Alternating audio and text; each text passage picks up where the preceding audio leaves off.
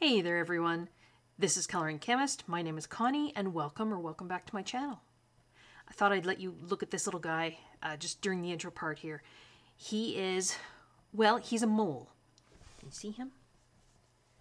How cute is he? He's felted. So he's, I don't know how felting is done.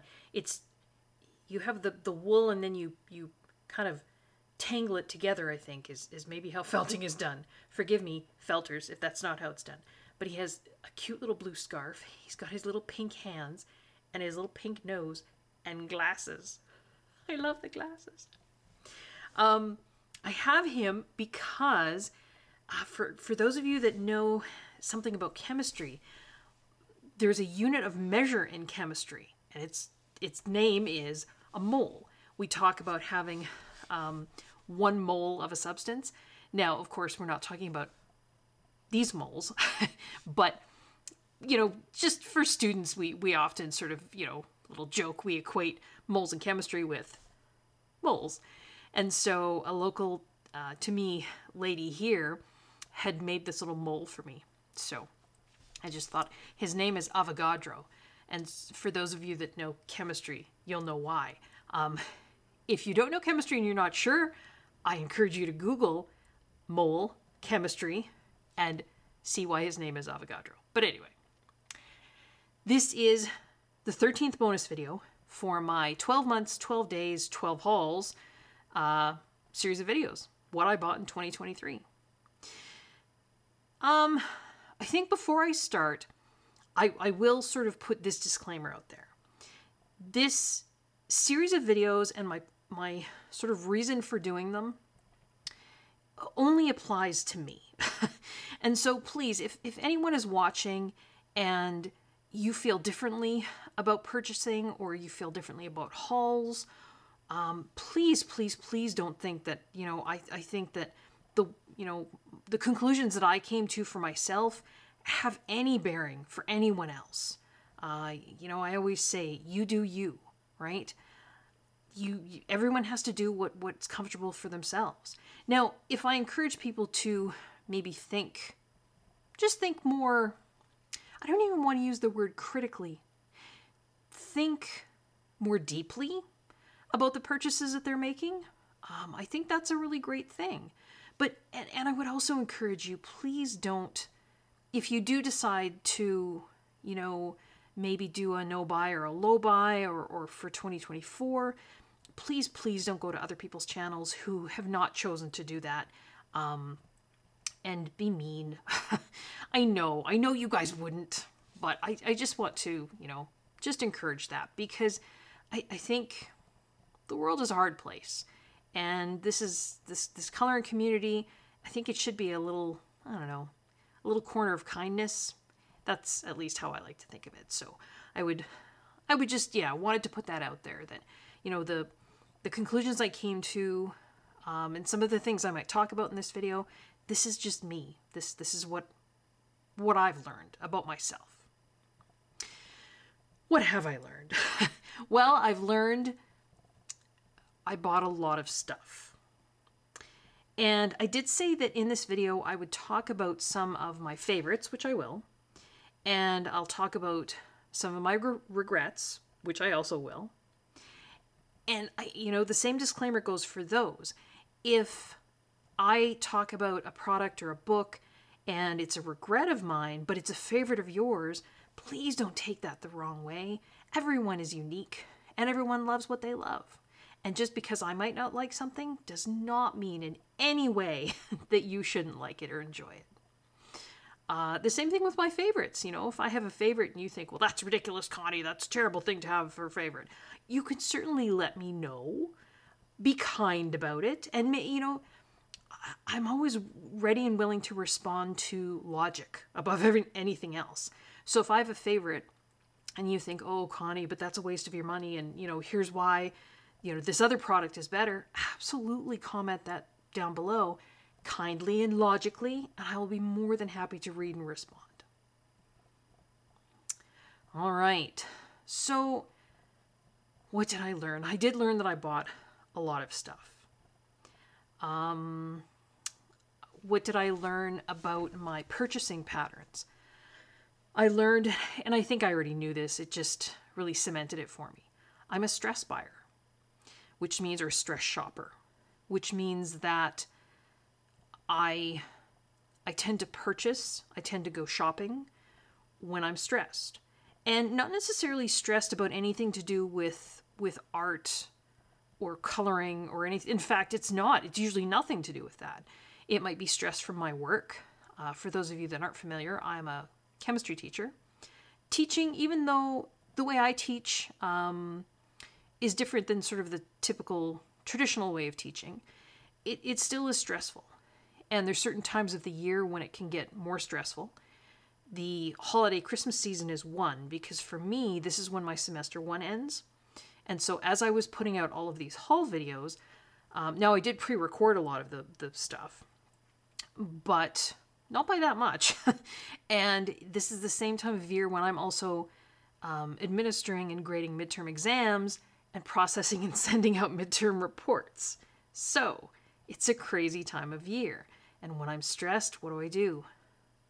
I shop. Is that healthy? Well, for me, no, I don't think so. I think it would be a healthier thing for me if I'm stressed to do something else. Now, that's not to say that I should never purchase things, because obviously if I had never purchased any coloring materials, I never would have gotten into this wonderful hobby. But I need to think more deeply about the purchases that I'm making. And I think that I made a comment in one of my videos where I talk about, and I might have made it a few times, where I talk about a product or a book adding value to my collection. Yes, part of this hobby is collecting, but I don't want that to be the only part of my hobby. Now, for some of you, that might be the main part of your hobby. And you know what, if it's not, and I think this is maybe a bit of an elephant in the room. If it's not causing you financial harm, then I would say that's the biggest consideration, or harm to your personal relationships. I read a book once, and it was by an author whose name was Gabor Mate, Gabormate, and it was called In the Realm of Hungry Ghosts. And it was a book about addiction. And he talked about addiction as being, it's been a while since I read the book, and I don't want to quote him wrong, but it was basically continuing to do something even though it's causing you or your loved ones harm, right? That's continuing to do something, if it's not causing anyone harm, either you or your loved ones, then I don't think he really classed that as an addiction, unless it's interfering with your daily life, in which case it would be causing you harm. So if the purchasing is causing me or my relationships harm, I think that's probably a time when I need to really sit down, and maybe that goes for other people as well. I don't know. Again, I'm not judging. But it does worry me.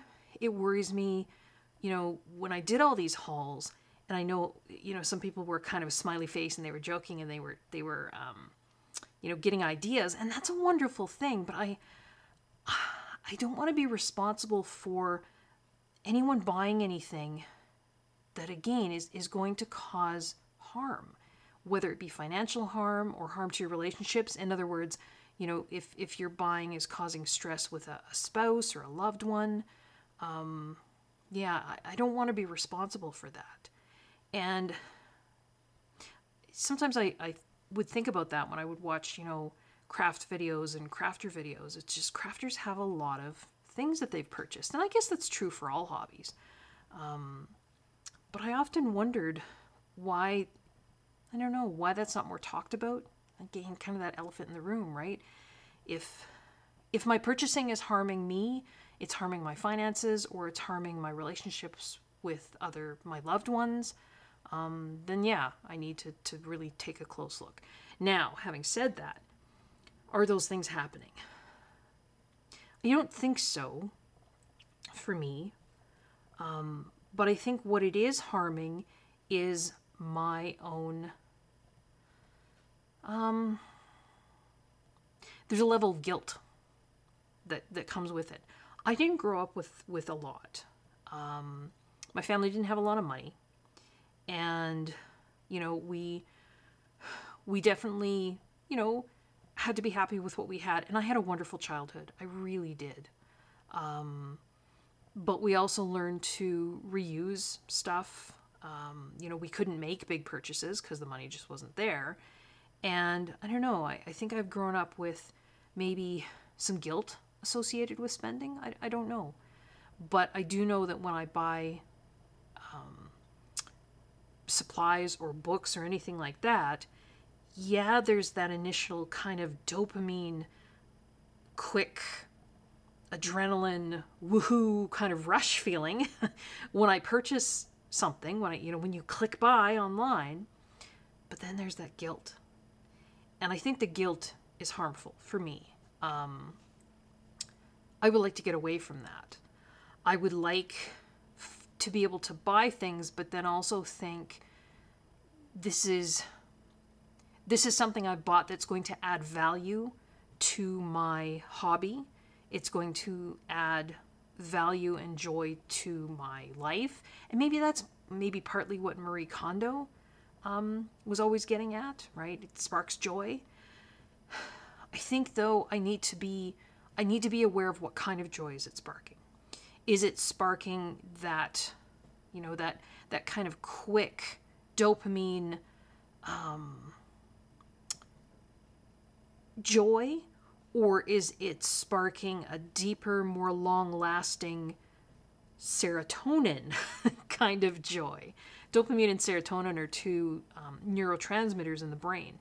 And dopamine is often associated with, they can both be associated with addiction, but dopamine is associated with that quick, it would be like playing the slots, right? That quick feel-good kind of feeling where it's like now. Playing video games, right? Video games are designed to hit that dopamine center, and it keeps you playing. Serotonin is a neurotransmitter that's more associated with, it's also associated with feel-good feelings, but more feel-good feelings of the kind where you've worked really hard at something for an extended period of time and you feel really proud of yourself. You feel accomplished. You feel like you've done something. And I think I want to have more of that serotonin kind of happiness and contentment in going forward in 2024, and less of the dopamine. Now that's going to be hard because that dopamine, that's a strong, powerful feeling.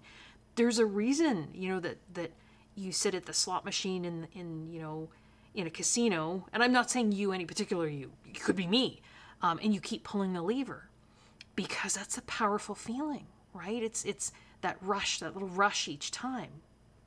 And so I think for me, the shopping, that's dopamine. Completing a coloring page that I'm really proud of, that's serotonin. So yeah, I definitely want to. Now, so did I learn anything?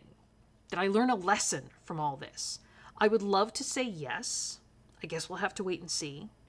But I also know that December was an extremely stressful month for me, and there were things that I ordered in December that aren't yet here. So I guess you'll be seeing a January haul from me, which feels really, really... Oh, I just want to smack my own forehead.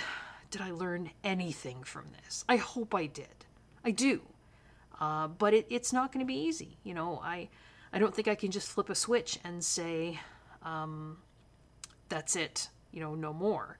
And with myself, I know that's something I can't necessarily, I'm not very good at doing either. I'm not very good at going all or none. So to say I'm going to do a no buy for 2024, well, that might work wonderfully for others. It won't work for me. It'll just kind of eat away at me. So I need to learn I need to learn balance, I guess, to be able to buy what I need, replacements. I'm going to buy replacements for, pencils that run out, for my favorite, polychromos. And I'm going to buy new books. I will. I might also try new supply, but I need to think longer and more deeply about the things that I'm purchasing so that it's not a quick, I'm feeling really bad, I just need to buy something to feel better. I don't want to do that anymore. I want to buy something because I truly do think it's going to add something to my collection. Maybe it's a supply type that I don't have any of. Maybe it's a supply type that's, as I've been coloring, I've been thinking to myself, gosh, I really wish I had this. I don't know, could be a particular something to add a particular effect. And if I come across a supply that maybe, will add that effect, then I'd like to think I could, think rationally and logically and deeply about it, and then consider purchasing that supply. All right, I've talked for a long time. I will put timestamps down below. I'm sorry, I tend to be rambly, but that was kind of, I guess, the point of this wrap-up video. I will put timestamps down below, so hopefully nobody had to sit through that if you didn't want to. I think we will look at my favorites first, and then we will look at my regrets. So you can say goodbye to Avogadro, and we will go ahead and we will take a look at some of my favorite purchases from 2023. I think probably my number one favorite purchase, we'll do supplies first and then we'll do books. So my favorite supply, well, maybe not number one, okay, is the Staedtler pigment brush pens. And I've got them in, this is just 3 layers of the Spectrum Noir marker racks. There are 36 colors, and I'm using them in conjunction with my Pitt pens, which is, it really is my favorite way to color. It's easy in my hands, it gives really deep, rich, vibrant color. You can use it on double-sided coloring books because they shouldn't bleed through, right? And the Staedtler ones, which just came out this year, they really do add, I think, some colors that don't exist in the Pitt pens. So here are the 36 colors that you get with the Staedtler pens. So you can see it's just a really beautiful range. They've kind of hit, I could, there's colors that I think, I wish they had more of, say, more browns, but I mean, it is only 36 colors. I would love to see them come out with more. But I think the range is fantastic. For a 36 set of pens, the color range is great. What I did was, I'm just going to move these off to the side. I made some swatch cards, and I think I might have shown these before. This is a set of 3 swatch cards here with the Pitt pens and the Staedtler pigment pens all swatched together. And what I did was I took, so there's 60 colors of Pitt pens, plus the white, plus a few of the big brush Pitt pens, so the ones that look like this, right? You've got the regular Pitt pens that look like this. The big brush, they don't make these anymore. But there were 2 colors, actually there was a few more, but I don't have them. There's 2 colors that I have, and this is one of them, in the big brush Pitt that don't exist in the smaller Pitt. So this Chrome Oxide Green 278 was one of them. And then also put those together with the Staedtler pens. So you can see the Staedtler pens look very similar to the Pitt pens. They're almost exactly the same size, different body. They both have, here's a Pitt pen, has that really nice fine tip. So does the Staedtler pen. I think the Pitt pens are still better quality. The Staedtler pens, sorry, I say Pitt pen? Yeah, the Pitt pens are better quality. The Staedtler pens seem to run out faster, but I mean, they did just come out with these. You know, there might be some tweaks they need to make in their formulation. I'm not sure. These, of course, are all pigment markers. And I don't know, I'll try and remember to link it below. I've done a video previously where I talked about dyes versus pigments. The vast majority of markers are dye-based, which means that a dye will soak into the substrate you're putting it on. So if I have an alcohol marker, or if I have like a Tombow, a sort of typical water-based marker, when I go to put that marker down on the paper, the colorant and the solvent and everything else in that marker soaks into the paper. Pigment markers don't. Now there might be an element of the solvent or maybe the carrier, I'm not sure, that does sink into the paper a bit. Because if I put these down on really thin paper, you will see ghosting on the other side. But the pigment itself, the colorant in pigment pens, should sit on the paper instead of sinking in. And that's why I find I can color with these and I can blend with them. So hang on just one second and I'm going to grab something. All right, I'm back. So this is a double page spread that I did in Joanna Basford's World of Flowers. Or not World of Flowers. Yes, World of Flowers. The entire thing, short of the background in each square, the blue here, that was polychromos. All of the rest of the coloring is done with Pitt pens. And I'm going to go down here. So you can see on the flowers, on the leaves, on the watering can, on the pots here, on the terracotta, there is actual shading that's happening. Now, is it as smooth as it would be with pencil? No. But sometimes that's okay. Sometimes shadows aren't necessarily smooth. Sometimes there's not a smooth gradient between the shadowed part and the non-shadowed part. But all of this, all of the shading, all of, I think, like when I did that watering can, it's got a curved look, or this, sorry, kind of a, well, it's kind of a picture. This watering can up here, I think it's got shadows and what have you to make it look three-dimensional. That's all been done with Pitt pens. This was before I had the Staedtler pens. And the reason I could do this shading, particularly on smooth paper, it works less well on paper that's got a lot of tooth. But on smooth paper, the reason I could do that shading was because the pigment sits on the surface for just long enough for you to be able to kind of go over with a lighter color and shade it. And I have done one, maybe two Pitt pen coloring tutorials. I can certainly do more. But that's really why I love the pigment pens. And you can see here, so this is a combination of the colors. But the Staedtler in particular, that 2S right there, sorry, right there, that's a really great true red that doesn't occur in the Pitt pens. This 4S, it's a really bright kind of carrot orange, again, doesn't occur in the Pitt pens. These are Staedtler colors. And the S isn't, it's only number 4 on the pen itself. The S I wrote there to tell me that that was a Staedtler pen. 61 right there, a really beautiful red violet color. Again, doesn't, exist in the Pitt pens. This 21 down here and the 208 at the top there, really beautiful pinks. Sorry, was maybe off camera there.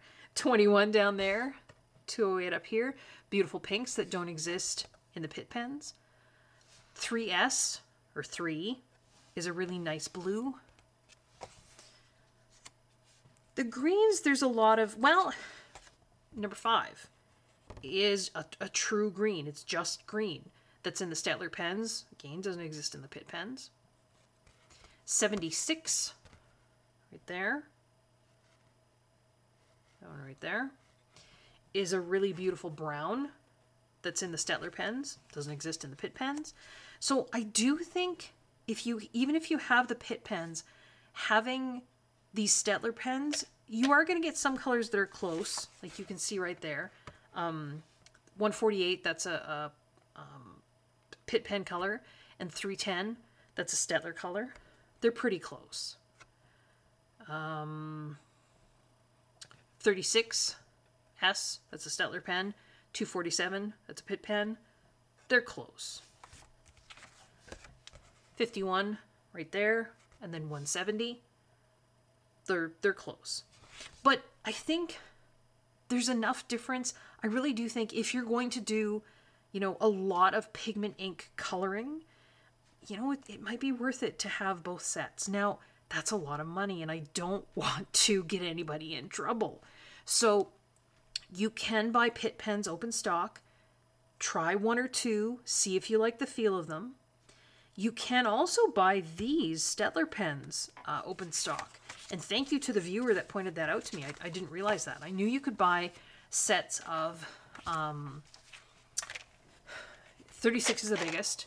And I think you could buy some 12 sets and a 24 set and maybe even some 6 sets. But you can buy them open stock from Cult Pens. So that's fantastic because I do tend to go through a lot of that 76, which is a really true kind of brown color.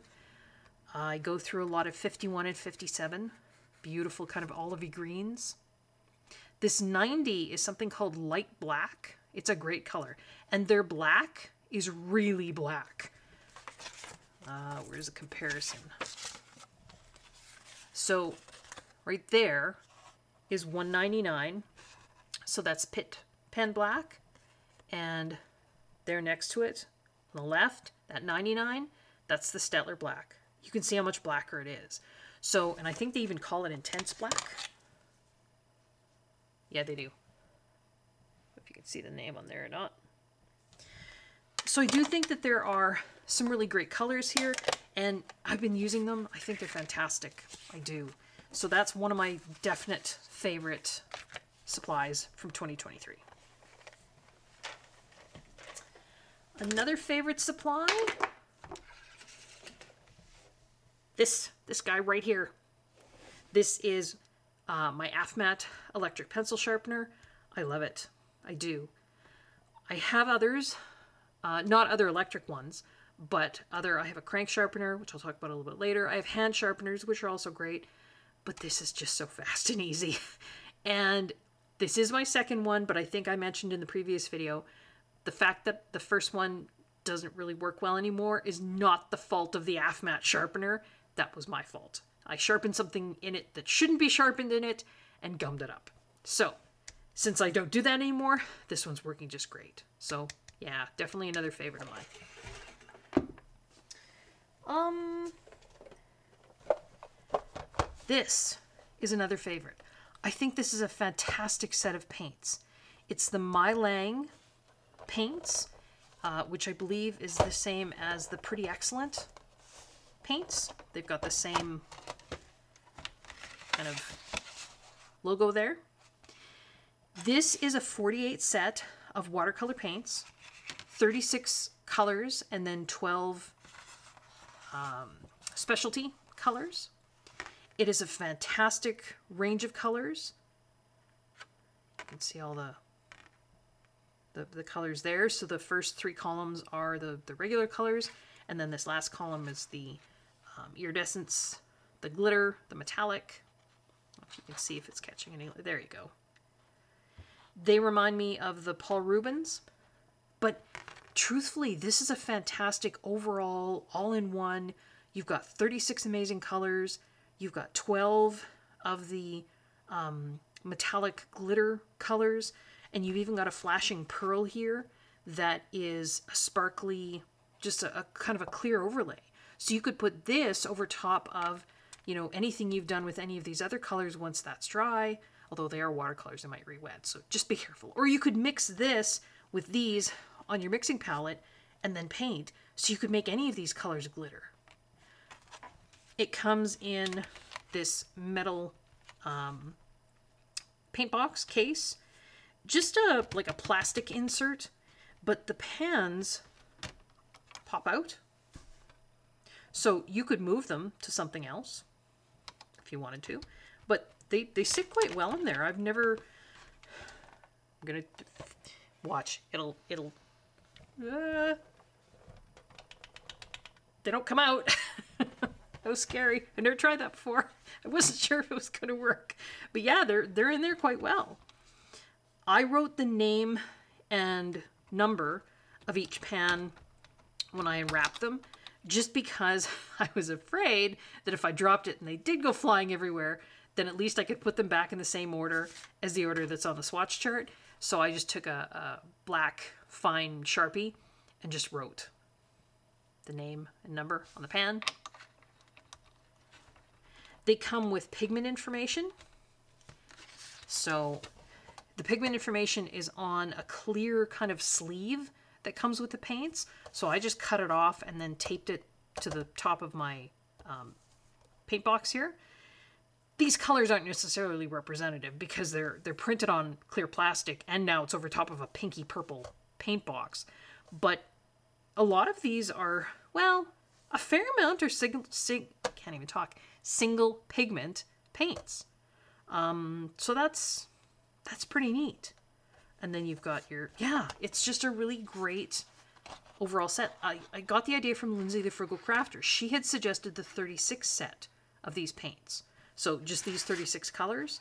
But then when I saw this set that was 48, that had the additional 12, where you've got a little bit of shimmer in there as well, I thought, hey, this looks like a really great all-in-one set. I think it is. It comes with a water brush, just a standard, nothing fancy, right? It's got a really good point on it. So yeah, My Lang solid watercolor pigment, 48 colors.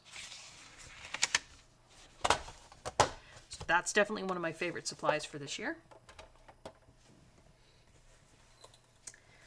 I do like the Artex pencils. I think those are also a... I zoomed right out there? Yeah, I am. These are also a favorite for me. If you already have Prismacolor pencils, I don't know that you need these. They're not as soft as a Prismacolor, but they're a soft-ish pencil, and you get a fairly good color payout, right? You don't have to work super duper hard at getting pigment from the pencils, which is always great. They've got some really beautiful muted colors. That color card right there just speaks to me. You've got these gorgeous yellowy greens, just really nice skin tones in there, some beautiful kind of ochres. And then this 5699 and 7025, really beautiful grayed out, like a grayed out turquoise and then like a smoke blue. So just some really, really pretty colors. So this is a 126 set of Artex pencils. And yeah, I think they're a favorite. Are they my all-time favorite pencil? No. That would be Polychromos. But in terms of purchases that I made this year, not that I bought a whole lot of pencils, although I did buy the Black Widows. I think I like these better. The Black Widows, I seem to struggle a bit more getting pigment out. And I think once you add up the cost of all of the different sets of the Black Widows, you probably are paying more. Now, mind you, that's 180 pencils too, but yeah, no, I do. I like the Artex, I like the Artex pencils. Particularly if you can get them on sale. I know Artex will sometimes have sales on things. Right there. Isn't that beautiful? That's a beautiful page in this case. So yeah. And I think that's it for supplies, which really tells me something considering the amount of supplies I bought. But let's go on to books. I know this is not going to be anyone else's favorite, but oh my gosh, I love these books so much. Handbook of Colorants Chemistry, Volume 1 and Volume 2. Reference books. Yeah, I mean, unless you're totally into chemistry, you're really not going to find really any use or enjoyment out of this. But oh my gosh, I love them. Love them so much. So these are definite favorites. Not going to be everybody's favorite, but my favorite.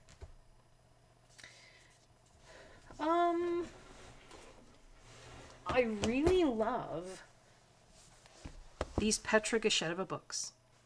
And so these are all three of her books. These are not 2023, I don't think. But this one is. I think this is her latest one. And, you know, I haven't colored in them, but they're the kind of book where even if I didn't, they just give me so much enjoyment and so much joy. You know, she's got some examples of her colored images in here. Not for every page, but you can, you know, try and copy what she's done on the other side. You can do your own thing. The paper is beautiful, right? It's almost card, really. And I think it's meant to take watercolor. And there's just, I mean, they're just beautiful. They're beautiful pictures, beautiful images. I would love to be able to learn to do this. So I think 2024, I need to go back and get some courage and start trying to do something in these books, you know? Yeah, I could just look at them, but I need to do something. They deserve that, put it that way. Look at that, though. Oh, my goodness. So yes, Petra Gasheva, definitely a favorite for me. I think another favorite, for kind of the same reason, is this Nostalgia Korean coloring book that I purchased. S. He is the illustrator, and they are part of the Green Ivy series. And they're just so beautiful. So beautiful. Again, I haven't colored in here. I'm scared. But in looking at these images, right? Every page you've got your the original artwork from the artist, and then a line work version that you can color. The line work is very slightly colored to match the color that's there. So here on her jacket, you've got the line work is a tiny bit red. The line work on the leaves kind of matches the colors of the leaves there. So you've got, you know, red for that leaf, kind of a tawny yellow color for that leaf. But, I mean, it's just, the images are stunning. And just looking at these images makes me happy. So, yeah, I think one of my favorites. Purchased from Etsy. If I don't know that I'll put links down below for everything. So if anyone does have any questions about where I purchased something, just, you know, pop it in the comments down below. Let me know.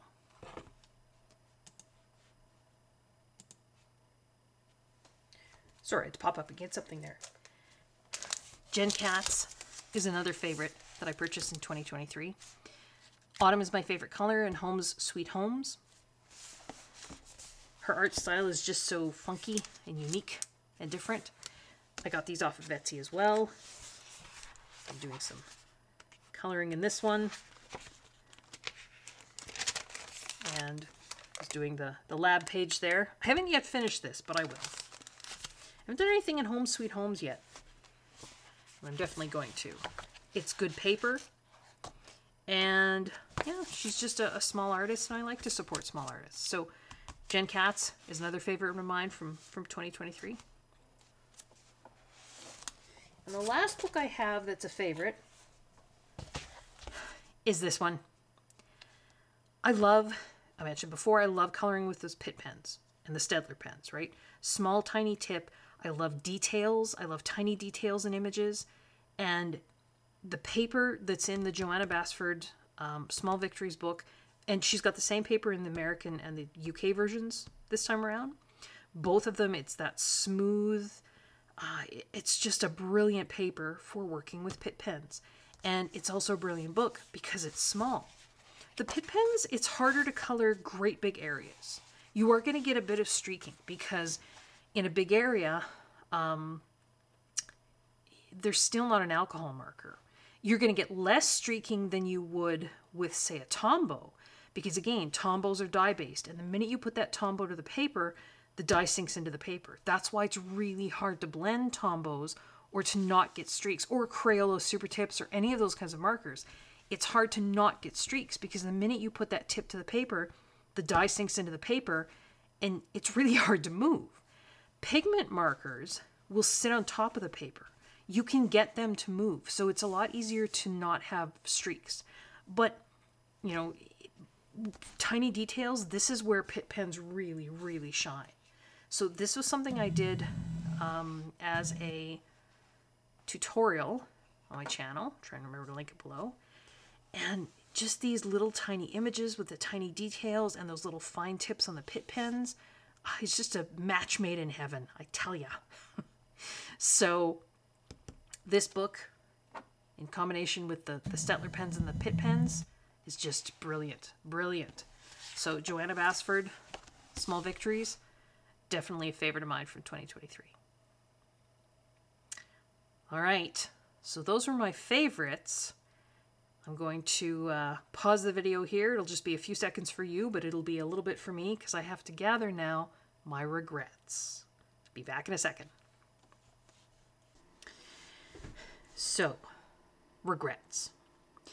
Before I start this, I want to just say again, just because I regret purchasing something and it's not something that I think that I'm going to use or enjoy or that I regret purchasing, does not mean you shouldn't enjoy it.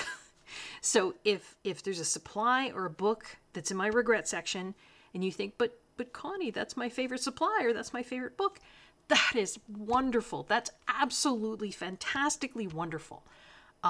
Everybody's unique. Everybody's different. And everybody's got different likes and dislikes. So please don't feel badly. Please don't think that it means that you should not like it as well. This is all just personal opinion. I'm not an artist. I'm not even close to an artist. I'm not a colorist. I'm not even close to a colorist. I'm a chemistry teacher who's trying to train her brain to do more artistic stuff. That's all. Okay? Okay. My biggest regret. Buying so much stuff and not thinking more deeply about each purchase before I bought it. That's my biggest regret. I wish that I had, just thought more deeply and not done so much impulsive stress shopping. So that's my biggest regret. Do I have individual regrets for supplies and books? I do. So let's take a look. My first regret, this, which I know a lot of you love. This is the Doll 133 sharpener. I just don't use it. It's not that it's a bad sharpener. I think it's a really great sharpener. But I use the AFMAT all the time. I find that the little grippy bits in there do still make a bit of a mark on my pencil. Not as much as some of the other ones. You know, it doesn't sort of claw in there. But sometimes it'll make like a little kind of black mark just from the rubber. Maybe that would go away if I used it more. I don't know. But I'm just not going to use it more. I have that electric AFMAT. It works wonderfully. I like the way it sharpens. So yeah, this is a regret for me. I wish that I hadn't purchased this. These, and I think this shouldn't be a surprise because you probably heard me talk about them in the haul video. These are the Derwent pencil extenders. And these weren't cheap. I mean, they weren't super expensive because they're just pencil extenders. But they're Derwent. So, I mean, it wasn't like I paid $1 for both of them. And they are cheaply made. Now, I don't know. Maybe they're supposed to be this way. They're really lightweight. Maybe that's on purpose. They don't add extra weight to the pencil. I don't know. They have this collar that you turn to tighten. But it's a really horrible kind of metal on metal grinding sound when you turn it to tighten it. And I find that they just don't hang on to the pencil that well. So it came in a 2-pack. So there's 2 different sizes. I have another pencil extender. And I think I showed it on my... Sorry, just going to reach across here. on maybe the haul video. This was, I don't even remember, it came from Amazon. It was like, I think it came with something else, like a set of something else. And it's just this cheap, but it's not. It actually feels better made. It's got a probably some sort of polymer handle, although it does almost feel wood. And then instead of a screw to tighten, it's just got this little collar that you slide up and down. It holds the pencil perfectly, right? It doesn't fall out, but it's not so tight in there. I mean, I can just pull it out like that as well. But yeah, it's a better feeling pencil extender. These, I don't know, even the brushed metal on the handle part just feels weird. That's just a really awful feel to it. So yeah, that's definitely a regret. I don't know that I would buy these Derwent pencil extenders if you have a choice of something else. So there's those. These might be a bit controversial. These are the Jelly Roll clickable pens. Sorry, I keep thinking that my camera's further up and I'm at the top of the screen. There we go. I get it. It's so you don't have to be fiddling with a cap, right? So it's a Jelly Roll metallic that's just a click. They're an 0.8 ball instead of a 10, which means they're a 0.8 millimeter ball instead of a 1 millimeter ball, which is slightly smaller. I find the color is actually different. I really love the metallic Jelly Roll gold pen, which is, yeah, they're sort of traditional standard. This one, oops, this one. So it's number 551, Jelly Roll gold metallic. It's a really beautiful gold. It's not too brassy. It's not too green. It's not too orange. It's just a really, really pretty metallic gold gel pen. This, I assumed was supposed to be the same color. I don't think it is. I think it's actually different. If I get a little piece of paper here. I also find that the clickable ones, they do more of that tracking, right? The railroad tracking. So this is the one with the lid that comes off. So this is the old.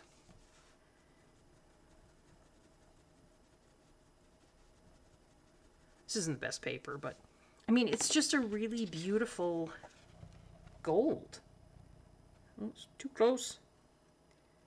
You know, it's got a nice metallic shine. It's just, it looks like gold. I mean, you know, there's my wedding ring and my engagement ring. It's very close. This is the clickable one.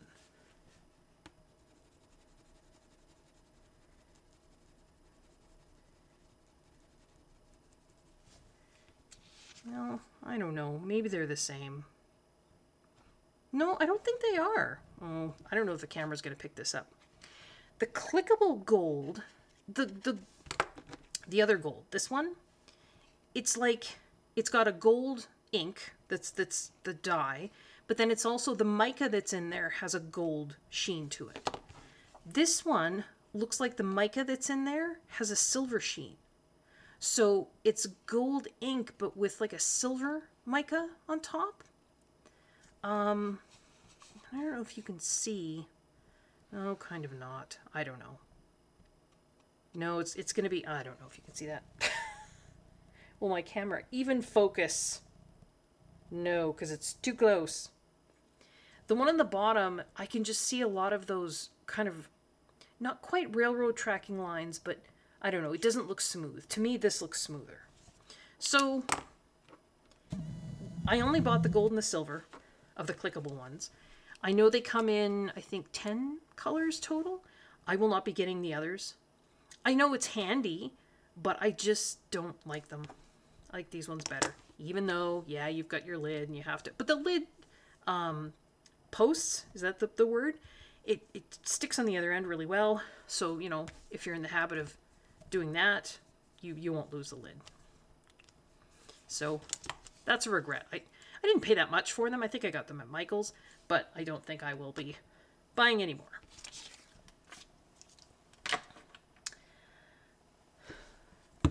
These. Now, I know I had a viewer request a demonstration. I've never used these pan pastels for a background. And I said that's why I bought them. And what I did was I bought 4 of each. So I've got 4 of the phthalo blue colors. So it's sort of a range of the, what do they call it? Phthalo blue extra dark all the way to the phthalo blue, what's the phrase for it? Blue tint. So I've got 4 different shades of phthalo blue. And then I've got 4 different shades of turquoise, I believe. And then 4 different shades of chromium green, chromium oxide green. And yeah, I was going to do, you know, sky and foliage and water. I don't know. They're awfully expensive. They're a beautiful product, but they're very expensive. I find you have to fix them. Otherwise they're just going to rub off. And then I know you can get, and I do have workable fixative, and I have done this. I don't like the way things go down after, and I guess I could avoid that. I was just thinking, you know, you do your background first, fix it, like put the workable fixative over the whole page, and then color, right, your image. But I don't like the way things feel on top of the fixative, particularly my Pitt pens, right? I don't like the way they feel on the nib.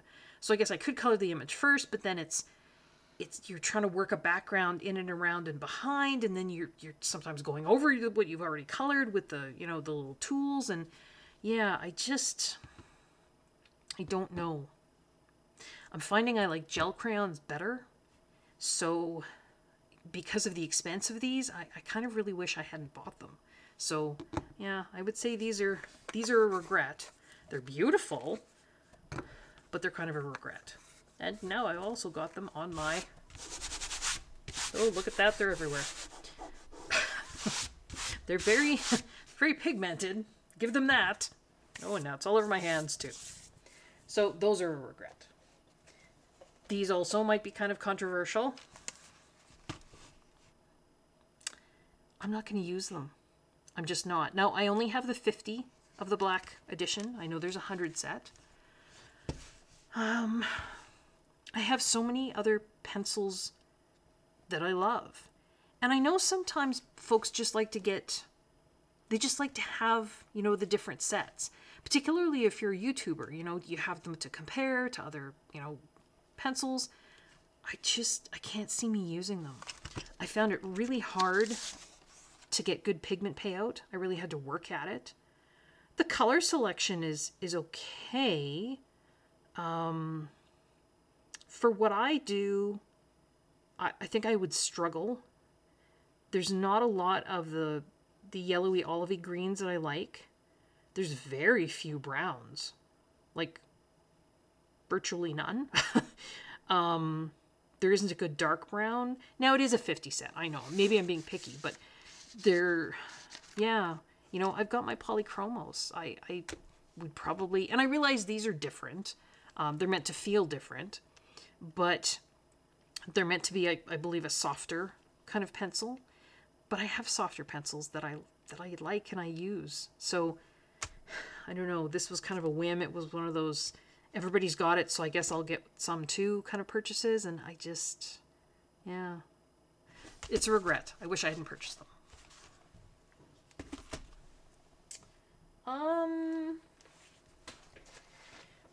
This is, well, I purchased these Faber-Castell oil pastels because I did a whole video where I compared the color number line throughout the Faber-Castell products, and I'll try and remember to link that below. And that was pretty much the main reason why I bought these. I keep seeing all of these beautiful big sets of the oil pastels, right? Paul Rubens had some beautiful sets, and they're very tempting. I can't see me coloring with them. I don't know what to do with them. I know some people had said, well, maybe for backgrounds, but they're so sticky and they're really hard to get to blend on just, normal paper. They're meant for artwork. They're not meant for coloring in small spaces. So I can't see me.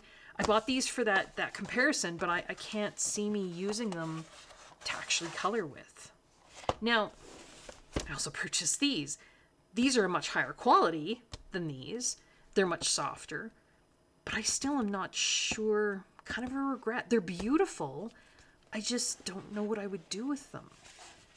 Again, they're difficult to get to blend on just coloring book paper, right? They're not going to be, with an oil-based product like that, with the oil pastels, you need heat or you need, some kind of friction to really get them to blend. So you're going to have to, and you'll notice the artwork that they did with them here, not super blended, right? You're going to need friction or heat of some kind. And, if you're pushing that hard with your finger, I don't know, that's going to be hard on some of those coloring book pages, right? The paper we work on as coloring book enthusiasts isn't always the greatest. So I don't know. Yeah, I just think oil pastels in general, as much as I see those beautiful sets, and again, what does Lindsay the Frugal Crafter say? The want monster?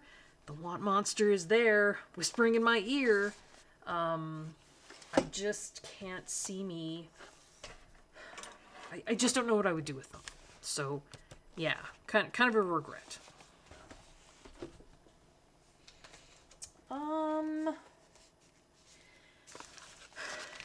These were in a fairly recent haul. I didn't need them. The colors are pretty, but unless I'm coloring really, really tiny spaces, they track so badly because the ball is small. I just don't know what I would do with them. And normally if I'm coloring in tiny spaces like that, I tend to use my Pitt pens. Now, I could just do this for something different, I guess. It is a nice, sorry, there's a big sticker in the middle there. It is a nice selection of colors for landscapes. Like, it's a very muted palette, and I do like that. I don't know. They do track rather badly, right? The railroad tracking. I don't know if you can see that on any of the swatches there, right? It's not smooth. You get the white lines in between where it's almost like when you put the ball down, the ink that comes out of the little ball kind of goes to either side of the center of the ball. So then when you're coloring, you get those little white lines. So fairly bad tracking. Beautiful colors. I don't know. I just don't think I needed them. These were that 24 set of ZSCM that I got so cheaply and didn't work. Now, I haven't tried them since. I don't know if the ones that I did get to work earlier are still working. But there was at least 4 out of here that just didn't, 3 didn't work at all. These 3 right here. When I tried to swatch, 15, 16, 17. And number 6 was really hard to get to do even that. So, yeah. And I already had the 18 set of these, which have been working wonderfully, and I was fine with, I was happy with. So why did I buy these? I don't know. Again, they're not carefully considered purchases, right? They're not purchases where I thought about, will this add value to my hobby? Will this bring me a supply that I don't have, that's unique, that's going to, fill a gap or a niche or a void in my supplies? No. I already had the 18 set. It worked perfectly well. This 24 set just really wasn't needed. So, yeah, that's a regret. This, again, could be controversial. I regret buying these. And after I bought these, Lightwish reached out to me. I was surprised. I didn't think had been on YouTube long enough for that. But Lightwish reached out, said they'd seen my videos, and wanted to send me some of these. And I told them, thank you very much, but I already purchased them for myself. And they said, okay, that's fine. going forward, I don't know that I will take products from companies. I don't know. I feel like I couldn't be honest. And I know there are lots of people out there who do take products from companies and they give perfectly honest reviews. And that's fantastic. I don't know. I don't know. I'll have to think about it.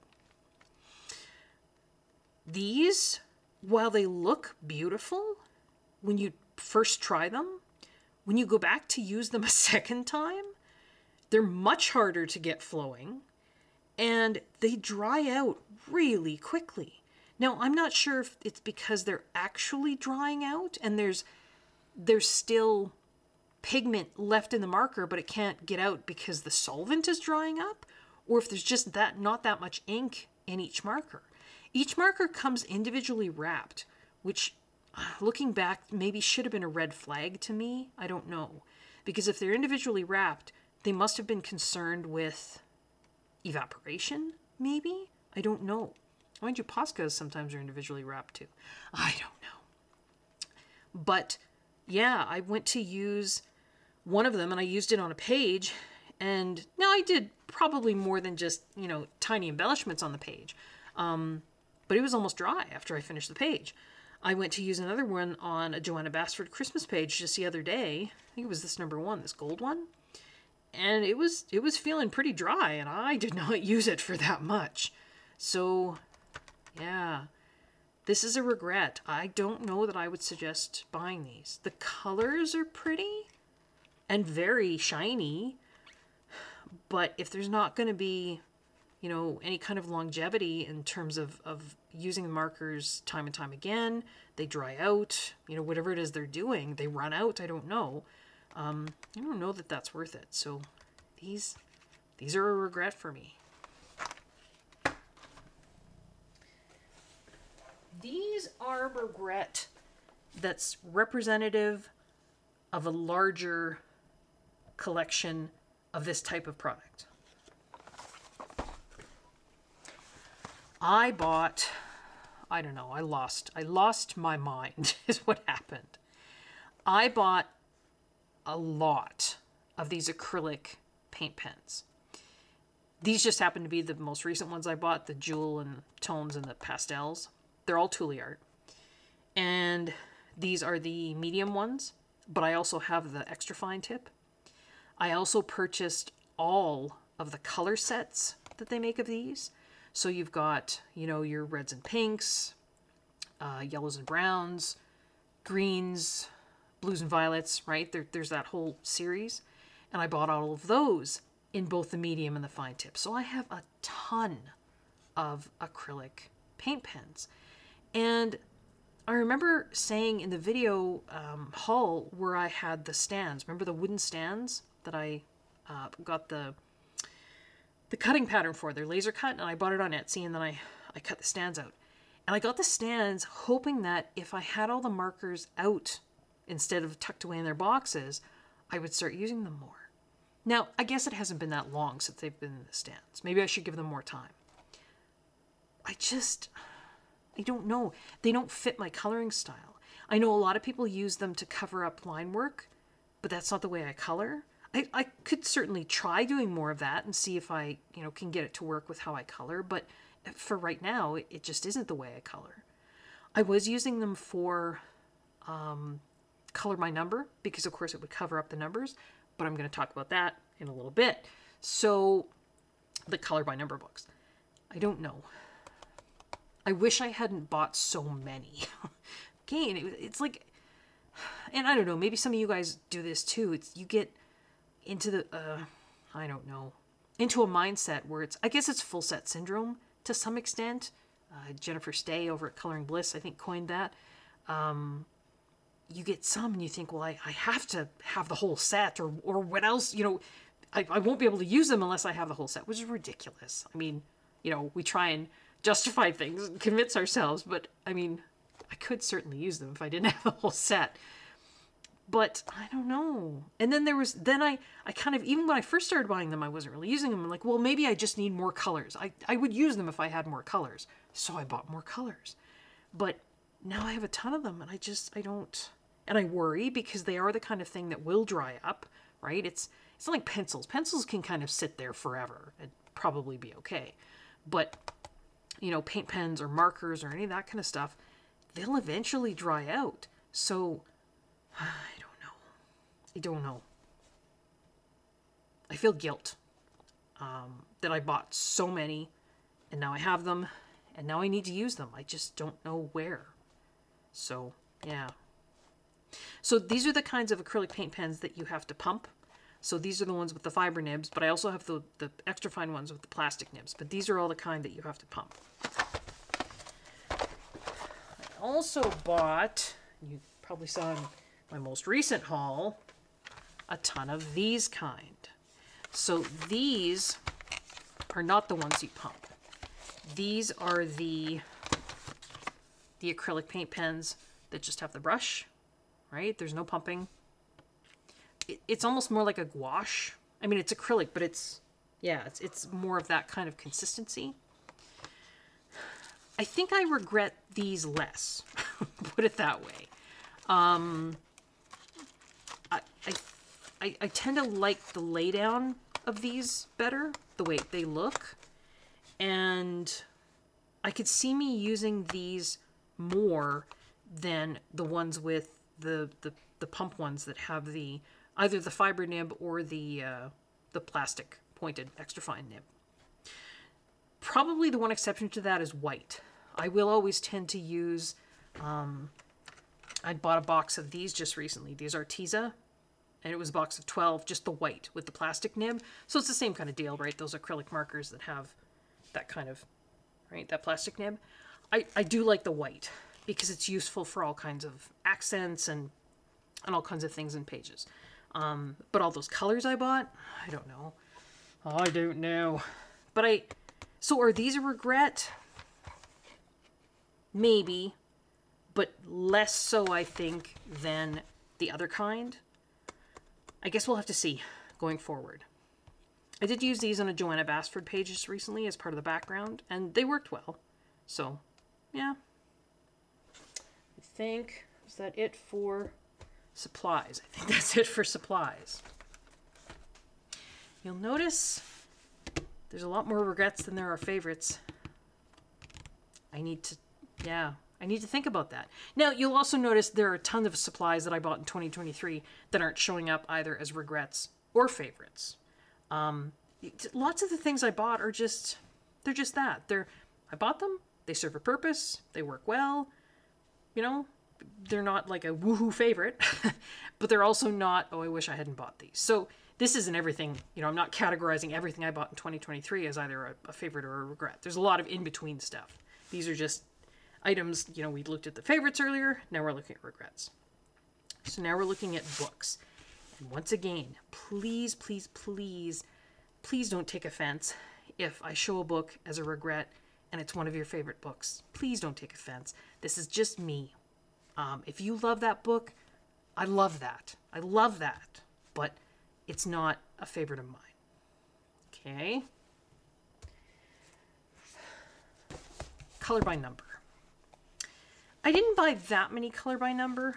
I bought some, particularly the ones on sort of this, you know, the Amazon print. I don't know. I mean, I know at the time I said when I was doing the haul, I like these because I don't have to think, and that's true. But then I started to think about that afterwards, and I thought, that's not why I got into this hobby. That's not why I'm really pushing myself.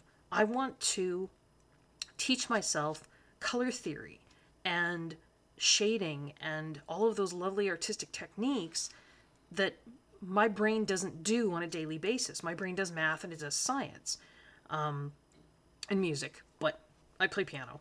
But art, right? I don't know that this is teaching me anything about art, right? Color by number. It's fun, but it's not, I don't think it's helping me. So that was just a thought that I had. So I wish I hadn't purchased some of these. And kind of these AJ Cannell books, kind of the same idea.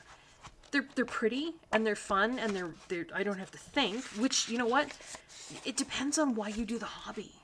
If you're doing the hobby because you want at the end of the day to not have to think, that's wonderful. right? In which case, these kinds of books, they're great. But for me, I'm finding, yeah, I just don't know that they're helping me grow in the way that I want to grow, as in terms of learning coloring and learning art and that sort of thing. So kind of wish I hadn't bought them, and I don't think I'll be getting any more going forward. Oh, these, now please don't think Joanna Basford is on my regret list. She's not. I love Joanna Basford's books. These were the two that I bought from Amazon Japan because I was curious, sorry, it's a glare there, to see how the Japanese paper was. And it's not good. It's very, very thin. And very see-through, almost. I mean, the texture's okay, but it's very thin. So they weren't terribly expensive, you know, and it was just a kind of a, I added them to an order that I was already placing on Amazon Japan. So yeah, it was just because the shipping, you know, then per book is less. I don't know if that's justification. I don't know what it is, but I don't think I'll ever color in them. Yeah, just because of the paper. I'm just not a fan of that paper. This is another regret. Please don't think it's the artist. It's the paper. I love Morgan O'Brien. Love, love, love Morgan O'Brien. Love Matchstick Mouse. But I don't love this premium paper. It's not premium. And the amount of money that's being charged, and Morgan has no say in that, right? I mean, he doesn't set the prices. So I'm not blaming him at all. It's Amazon who's saying, you know, for whatever, and it's probably not the paper quality. You're paying for having things like colored end papers, right? And this printed kind of oatmeal kind of texture on each page. I mean, that's what the premium price, I imagine, is going towards. It's not the paper quality. In terms of coloring, yeah, I regret having paid so much more for paper that isn't going to help me color any better. You know, had these two little storybooks here. I kind of wish they were offered on just the regular, I mean, it sounds weird, but the regular Amazon paper. And I would have paid less and got the same kind of story. So again, it's not the artist. It's just the paper version that's in these books.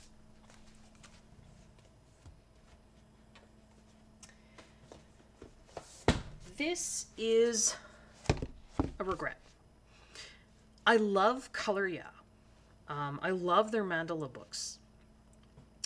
And I think because of that, just because I love Color Yeah, you know, I saw everybody flipping this. I think this was way back in January. And I sort of jumped on the bandwagon. But it's not my coloring style. It just kind of isn't. Are most of these this way? Some of them. It's adorably cute, and the paper is amazing. Color Yeah paper is amazing. But it's not my coloring style. And I paid a fair amount to get this book shipped to Canada. I think I ended up ordering it off of Amazon UK, I think. Because I don't think you could get Color Yeah books on Book Depository, which still existed then. So this was an Amazon UK purchase. So the shipping was pretty steep. I don't know. It's just not, yeah, it's not my style. So because the amount I spent on it, yeah, that's a regret. And this is, I don't know, I hesitate to show these. I bought 4 Lulu Mayo books, and I'm just not sure that this is my style of coloring either. I don't know. Maybe I just need to do more. I have only done one. I think I started another one. Excuse me. There's the one I did. I don't know. They're cute. I mean, they're definitely cute. Just don't know. I don't know. I don't know if they're my style. You know, I've seen, like, I saw Karen, Zucchini Kitty, did an amazing job on this one. She did a very non-traditional Halloween palette, right? It wasn't a Halloween palette. It was beautiful kind of roses and like rose, grayed out rose colors. I think, you know, tans and beiges were in there as well. It was beautiful. It was gorgeous. Yeah. I mean, maybe I need to look at it more that way because I colored this and I was thinking, you know, a lot of bright colors and we got rainbows going on here. And that's not my color palette. I mean, I know a lot of you would look at this and say, Connie, that's not bright.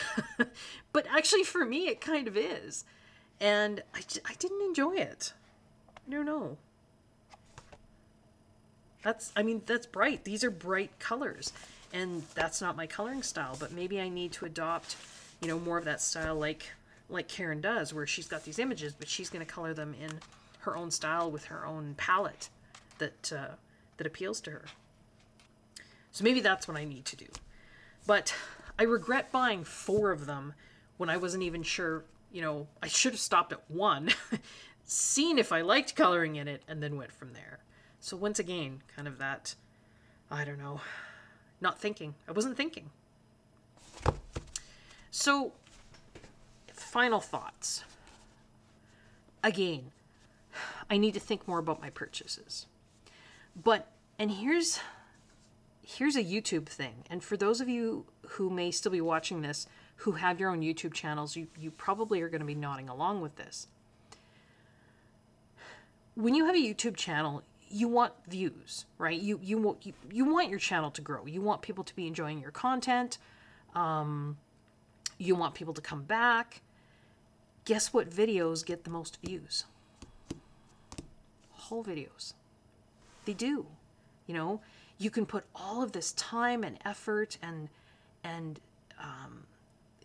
you know, blood, sweat, and tears into color alongs and producing these, you know, long detailed videos where you're doing tutorials and all these other kinds of things. And they do get views, but sort of payoff for the least amount of work, haul videos. I find, anyway, for me, because really it's kind of just like show and tell. It's like, I bought this. I try and do a little more and talk, and lots of other YouTubers do as well. But they're the ones that get the views. So do you take haul videos completely off your channel and risk having less views because if the haul videos pull people in and they watch those, then maybe they'll look at some of the other stuff in your channel and be like, oh, they got this. And those science videos that I've been doing, I love doing them and I'll keep doing them, but they have some of the lowest view counts on my channel, right? You know, the where I talk about pigments versus dyes, or I talk about the ancient pigments. They have some of the lowest view counts. What are some of the highest view counts? I think my pencil collection, which again was just kind of almost like a show and tell. It's like, these are all my pencils. Yeah, and then some of the haul videos. So it's hard. It's really hard as a YouTube creator to say, well, I'm not going to do hauls anymore because I don't know, it's a catch-22 because like I say, my point in doing all these hauls was not to try and promote purchasing stuff. I really didn't want to do that. I wanted to show some things to say, hey, maybe here's some things you hadn't thought of, but I was also doing it the way I did it as an accountability tool for myself, right? A wake-up call, taking stock and saying, you bought so much stuff over 2023, Connie. Did you really need to buy this much stuff? Is this stuff going to serve a purpose for you? Is it useful? Is it adding value to your hobby, to your collection? But yeah, but there's the catch. The haul videos are the ones that get the views. So, final thoughts. I do need to think before I buy. I need to stop, or try to, I'll do my best, the stress buying. Because It's not good for me. It's not good for the guilt that I feel afterwards. It's a really short-term high for a lot of long-term guilt. I need to focus more on that, get away from that dopamine, that short-term high, that short-term woohoo for then long-term guilt. I need to get back to the serotonin, working at a page, learning a new skill, learning a new way of coloring, and then being really proud of what I've done. I think that's a much better goal. So that's what I'm going to be trying to do in 2024. Will there be haul videos on my channel? Oh, probably. Like I say, I did do some stress buying in December and some of it hasn't come yet, so I guess I'll be showing you some stuff in January, but maybe not February, maybe not March, maybe not April. I don't know. We'll have to see. And I will still be making the chemistry, science, art videos because I love them. So even if they don't get a lot of views, I know some of you are really enjoying them, so if they have a smaller audience, that's okay. Yeah, I think that's about it. I know this is kind of a long, really chatty wrap up, but I really do wish a wonderful 2024 to everybody. I hope, as I always say, I hope you're well. I really do. I hope you're safe. I really, really do. And I hope you're enjoying your coloring. So, Happy New Year, and I will see you all in the coming year. Bye-bye.